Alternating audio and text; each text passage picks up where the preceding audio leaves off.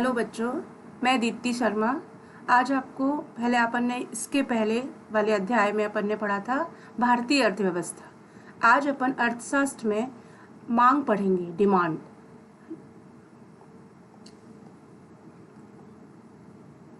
मांग का अर्थ तो आप समझते हो बच्चों।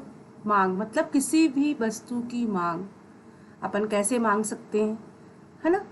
अपन को अपने दैनिक जीवन में हर दिन आवश्यकताएं होती हैं, उन आवश्यकताओं को मांग ही कहते हैं, लेकिन अर्थशास्त्र में ऐसा नहीं।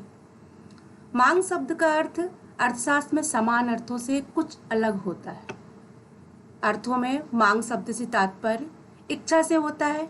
यदि आप स्कूटर कॉलेज जाना चाहते हैं और स्कूटर की मांग करेंगे तो आप उसे क्या कहेंगे? मांग। मांग शब्द का सामान्य अर्थ यही होता है, परंतु अर्थशास्त्र में यह मांग नहीं कहलाएगी। इसके लिए आवश्यक है स्कूटर खरीदने की इच्छा के साथ साथ खरीदने के लिए आपके पास साधन भी होने चाहिए। एक वस्तु की मांग वह मात्रा है जिससे निश्चित कीमत पर किसी समय विशेष पर खरीदा जाए। जैसे आपको किताब पढ़नी है, 12वीं कक्षा की बुक पढ़नी है, तो जब आपकी आवश्यकता है 12वीं कक्षा की बुक, तो आप उसको विशेष रूप से खरीदेंगे, तो वो आपकी क्या कहलाएगी? मांग। प्रोफेसर बेहन के अनुसार दिए हुए मूल्यों पर किसी वस्तु की मांग उस वस्तु की मात्रा होती है जो किसी विशेष समय पर उसे खरीदी जाती है। तो मांग की 3 आवश्यकताएं होती हैं। तो पहला कैसे बेटा? मांग प्रभावपूर्ण इच्छा है। मतलब मांग प्रभावपूर्ण मतलब अपन को इच्छा हुई, प्रभावपूर्ण मतलब अपन को आवश्यक है ना, प्रभावी है, इसलिए अपन क्या करते हैं, उस वस्तु की इच्छा होती है, अपन मांग कर बैठते हैं। दूसरा होता है मांग एक निश्चित कीमत पर की गई मात्रा और निश्चित समय के आधार पर मांगी गई मात्रा। तो मांग की 3 आवश्यकताएं हैं।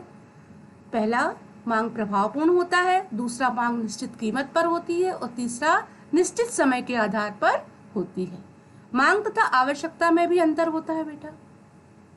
आवश्यकता और मांग, आर्थिक दृष्टिकोण से अंतर यह है बेटा इसमें कि आवश्यकता प्रभावपूर्ण इच्छा को कहते हैं, अर्थात इस वस्तु की इच्छा को पूरा करने के साधन, व्यय करने की तत्परता होनी चाहिए। ये नहीं कि अपन ने इच्छा की, मांग की, पर अपन को उसको खरीदने में मतलब उसके साधन नहीं है, तो कैसे वो अपनी मांग कैसी हो जाएगी बेटा?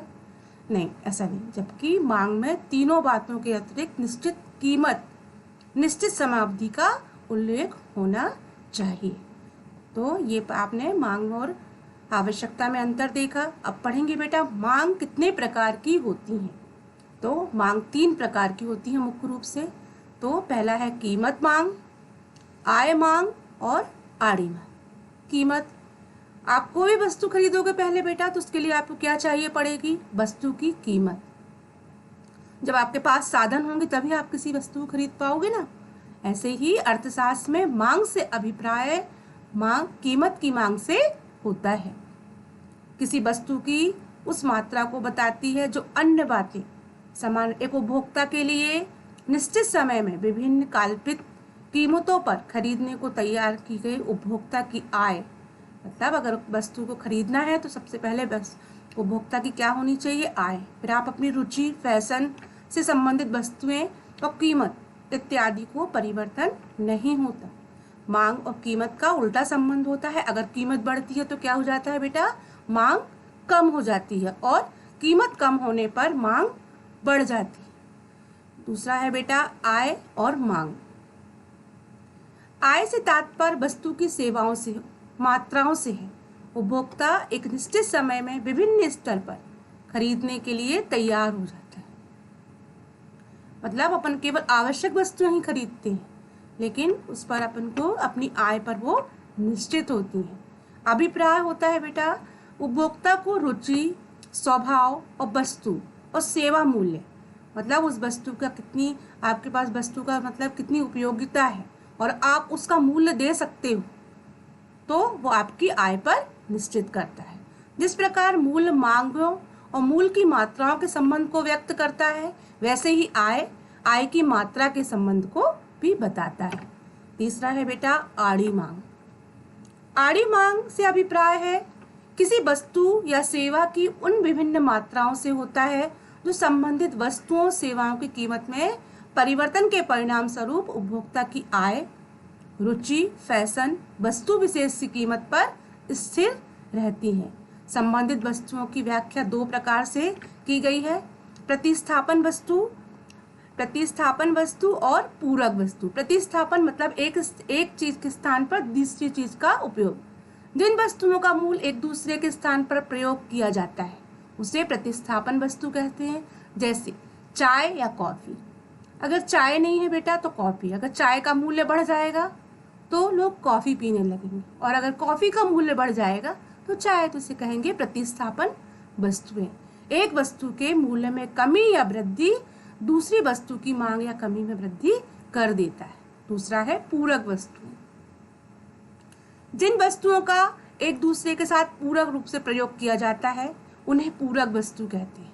जैसे पेन और स्याही, जैसे पेन के बिना स्याही, और मतलब अगर स्याही है तो पेन की कोई वो नहीं है फिर, इसलिए पेन है तो स्याही बहुत आवश्यक है। कार और पेट्रोल इत्यादि, ये क्या है बेटा? पूरक वस्तुएं। पूरक वस्तुएं मूल्य पर मांगी गई मात्रा के उल्टे संबंध से होता है। एक वस्तु में कमी दूसरी वस्तु की मांग में वृद्धि या कमी कर देता है। उदाहरण के लिए कार की कीमत बढ़ने पर साथ साथ पेट्रोल की मांग कैसी हो जाएगी?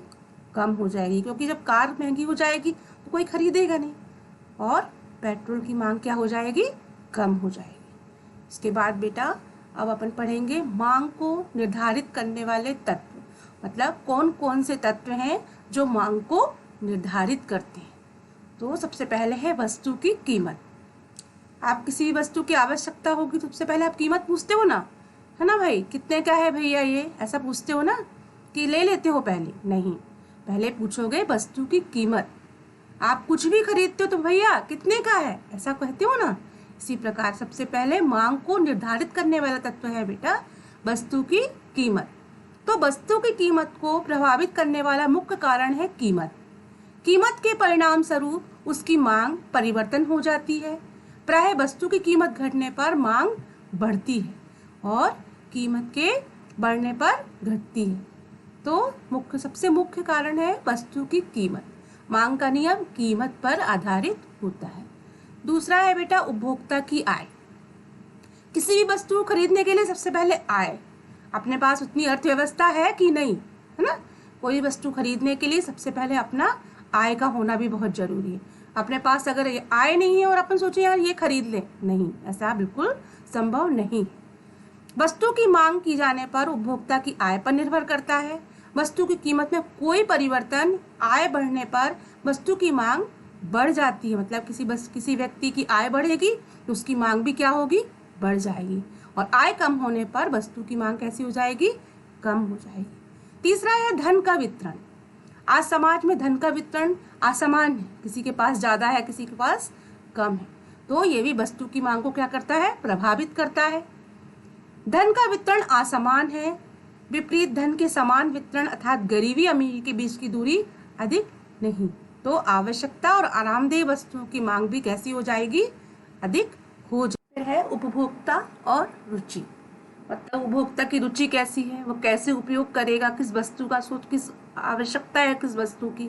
तो उपभोक्ता की रुचि, फैशन, आदत और रीति रिवाज से तात्पर्य बेटा कोई भी त्योहार आएगा तो उसके अनुरूप अपन उसको वस्तु का उपभोग करेंगे और वस्तु की मांग बढ़ेगी। जिस वस्तु के प्रति उपभोक्ता की रुचि बढ़ती है उस वस्तु की मांग कैसी हो जाती है? बढ़ जाती है।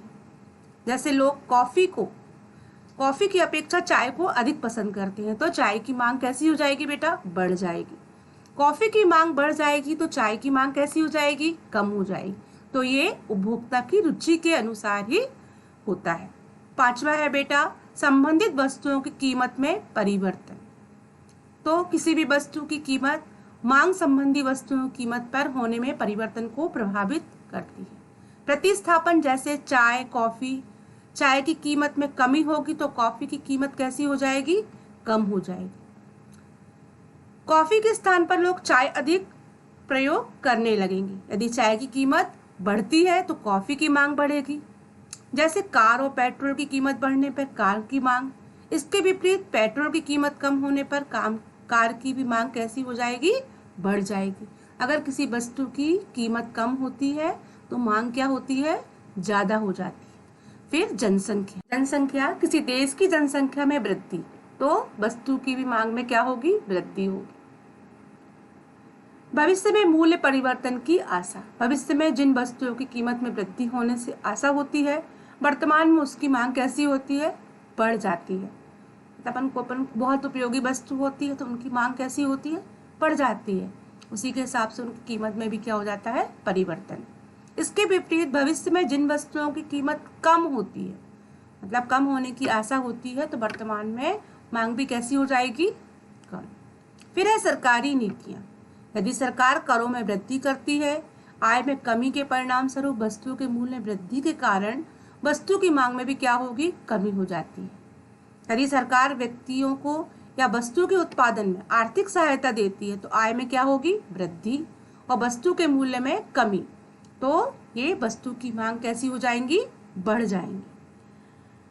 जलवायु, किस क्षेत्र की जलवायु वस्तु की मांग पर प्रभावित करती है। उदाहरण ठंडी, मतलब जब ठंड होंगे तो अपन ठंडी वस्तु मतलब गर्म वस्तुओं का उपयोग करेंगे, ठंडे वस्त्र मतलब ठंडी में गर्म वस्त्रों का प्रयोग करेंगे। तो ये क्या करते हैं बेटा, अपन जलवायु के आधार पर भी अपनी मांग बढ़ती घटती बढ़ती रहती है। तो अधिक से अधिक, जबकि गर्म जलवायु वाले प्रदेशों में इनकी मांग कैसी होती है,